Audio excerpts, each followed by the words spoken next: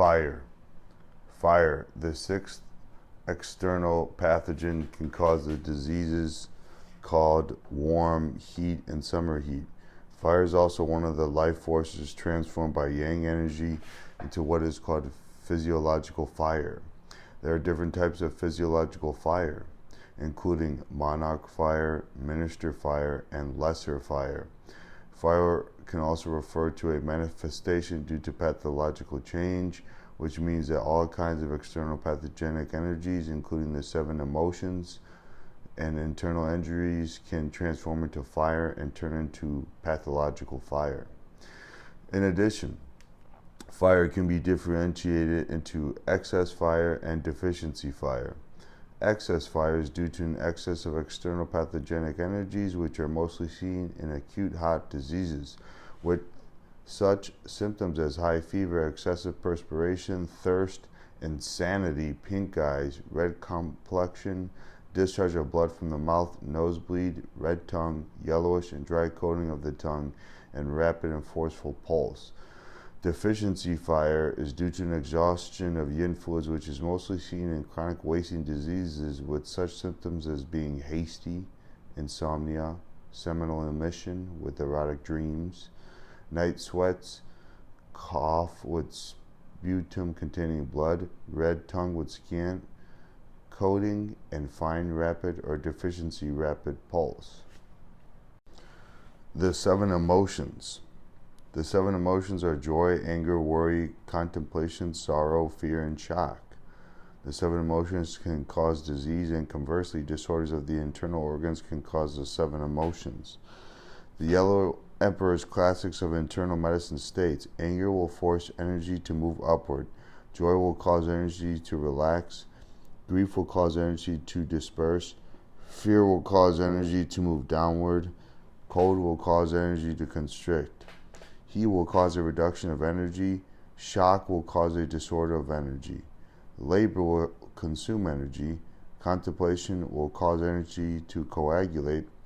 Anger will cause upsurging energy, and in severe cases, the patient will display the symptoms of vomiting blood and diarrhea containing undigested foods.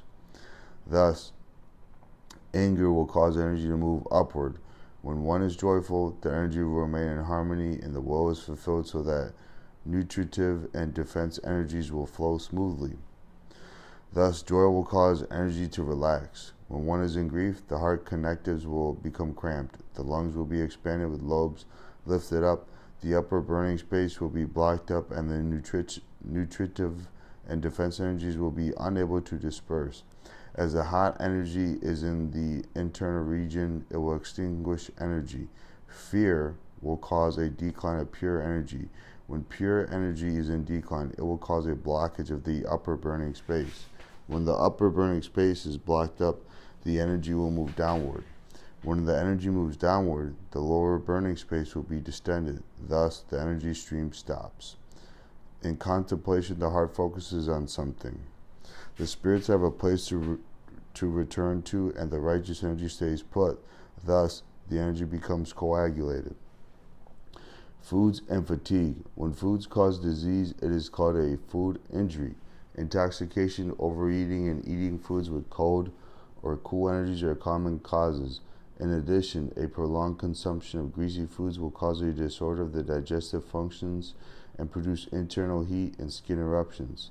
Fatigue is one of the factors that cause deficiency disease.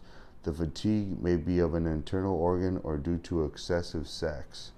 Also called a bedroom injury, excessive sexual intercourse can harm the kidneys and become a chronic disorder.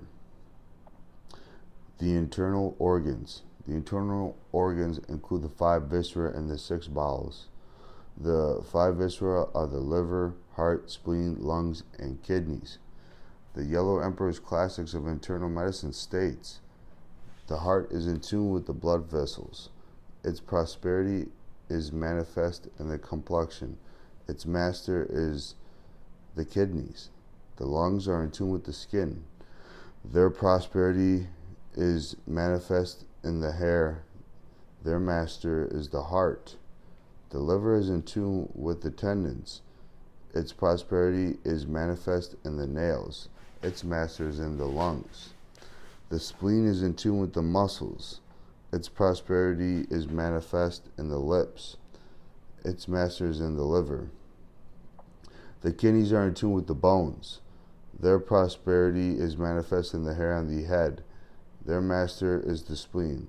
The word master refers to the controlling status in the five elements theory, and the word prosperity means that when the internal organs are in good health, it will show on body surfaces such as the hair or the ears or nose. The six bowels refer to the gallbladder, small intestine, stomach, large intestine, bladder, and triple burning space. The following passages from the Yellow Emperor's Classics of Internal Medicine. The stomach, large intestine, small intestine, triple burning space, and bladder are the five organs generated by the energy of the heaven, and their energies bear a resemblance to the energy of the heaven. Thus, they drain off things without storing them up.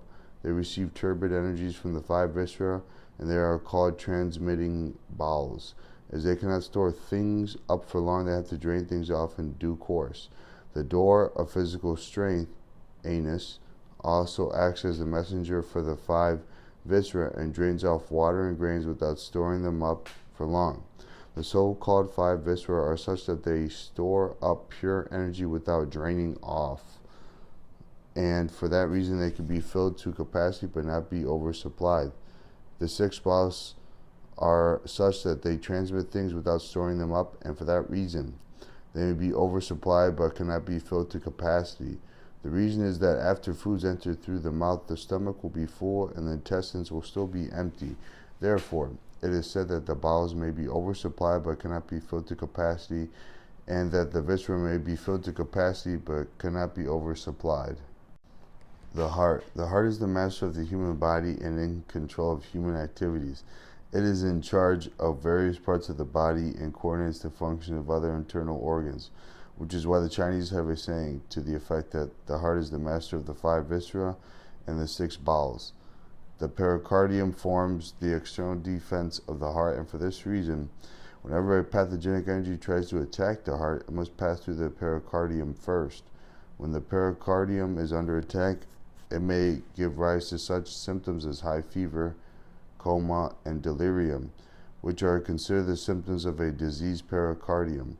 The heart is the master of the spirits, which include mental conditions, consciousness, and thought.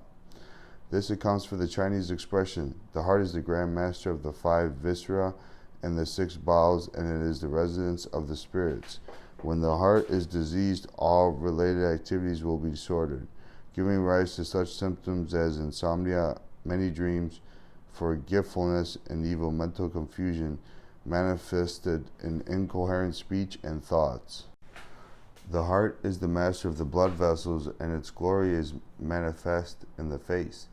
The blood vessels are the channels through which the blood circulates. The reason that the blood can circulate through the blood vessels is due to the pushing power of the heart. Therefore, the Chinese believe that when energy circulates smoothly, blood will also circulate smoothly. On the other hand, when energy becomes sluggish, blood coagulations may result. The glory of the heart is expressed through a person's complexion, because when the heart is in good condition, the person's complexion will be shiny and reddish and manifest high spirits as well. Conversely, when the heart is suffering from blood deficiency, the complexion will be pale and reveal low spirits. The tongue is the outlet of the heart. The ancient Chinese believed that the heart extends its energy to the tongue, so when the heart is in harmony, the tongue will be able to differentiate different flavors, which shows the close relationship between the heart and the tongue. The tongue is the external cavity of the heart, so a disease of the heart will be manifested in the tongue. For instance, when the heart is suffering from a deficiency of blood, the tongue will look pale. When the heart is suffering from blood coagulations, the tongue will be decomposed and have ulcers on it. And when the heart cavity is obstructed by sputum, stiffness of the tongue will occur. Therefore, two Chinese phrases are often mentioned in relation to the heart with its cavity and the tongue as the ceiling of the heart. The small intestine. The primary function of the small intestine is that of receiving water and grains from the stomach. It is in charge of transformation of foods and differentiating clear energy from turbid energy. When water and grains enter the small intestine from the stomach, they are further digested by the small intestine and the clear energy is absorbed. Then they pass through the spleen to be transmitted to various parts of the body to become the material base of human activities. On the other hand, the turbid energy will be passed on to the large intestine and to the bladder for excretion. The heart and the small intestine are connected to each other through meridians and they form a yin-yang relationship with each other. The small intestine meridian is in the superficial region, whereas the heart meridian is in the deep region. When the heart meridian is suffering from excess fire, it will pass it on downward to the small intestine, causing such symptoms as short streams of reddish urine, burning sensations in the urethra, and pain or discharge of blood on urination, which should be treated by clearing the heart and promoting urination. Two major syndromes of the heart are blood deficiency of the heart and yin deficiency of the heart. These two syndromes can be seen in general weakness, neurosis, and anemia, with the following symptoms: palpitations, depression, insomnia, many dreams, forgetfulness, and easily in shock. However, in cases of blood deficiency of the heart, the patient will more likely display pale complexion, pale tongue, and a deep and fine pulse. And in cases of yin deficiency of the heart, low fever, night sweats, red zygoma, feeling depressed, hot and dry mouth, red tongue, and a fine and rapid pulse. Yin deficiency of the heart should be treated by toning up the yin of the heart, while blood deficiency of the heart should be treated by toning up the blood of the heart, and for both it is necessary to secure the spirits of the heart. Energy deficiency of the heart and yang deficiency of the heart are also common syndromes of the heart. They can be seen in heart disease, heart failure, irregular heartbeats, neurosis, and in shock. In cases of heart energy deficiency, there will be such symptoms as palpitations, shortness of breath, excessive perspiration becoming worse with labor or movements, fatigue, weakness, whitish complexion, congestion in the region before the heart, pale tongue with thin and white coating, and a fine and weak or clotting and slowing pulse. In cases of heart yang deficiency, there will be such additional symptoms as cold sensations and cold limbs. In cases of heart yang deficiency prolapse, there will be severe perspiration, coma, extremely cold limbs, and disappearing pulse about to exhaust. Heart energy deficiency should be treated by toning up heart energy. Heart yang deficiency should be treated by warming up heart yang, and heart yang deficiency prolapse should be treated by restoring yang and fixing the prolapse. The liver. The liver is one of the most important internal organs in the human body, as it takes charge of storing and regulating the blood throughout the whole body, and is also in control of flexing and extending joints and muscles. The liver loves to disperse and grow. It hates to be inhibited and oppressed. Therefore, when the liver is inhibited by the emotion of anger, it will be harmed as a result. For this reason, when the liver is diseased, the patient will display many emotional problems and disturbances. The liver has its outlets in the eyes and forms a yin-yang relationship with the gallbladder. The liver meridian travels around the yin organs, namely the external genitals, passes through the lower abdomen, and spreads through around the ribs, with the two branches meeting at the vertex. Thus, when disease occurs in the regions through which the liver meridian passes, the liver should be treated accordingly. There is a well-known saying in Chinese medicine that goes like this: the liver is in charge of storing the blood, and when a person lies down, the blood will return to the liver for storage. When the person becomes active again, the blood in the liver will flow to all parts of the body once again to meet the needs of various parts of the body. The liver controls the activities of the tendons, ranging from extension and flexing of joints to nourishment of the tendons. When blood deficiency of the liver occurs, the tendons will suffer from malnutrition, which give rise to difficulty in extension and flexing of joints, numbness, spasms, and the like. In addition, the nails will also change color and appear withered, because the nails are an extension of the tendons. The eyes and the liver are very closely related to each other. When blood deficiency of the liver occurs, the eyes will suffer from malnutrition, giving rise to such symptoms as dry eyes, blurred vision, or night blindness. When liver fire burning upward occurs, there will be the symptom of pink eyes. Many eye diseases are related to the liver and should be treated by reference to the liver.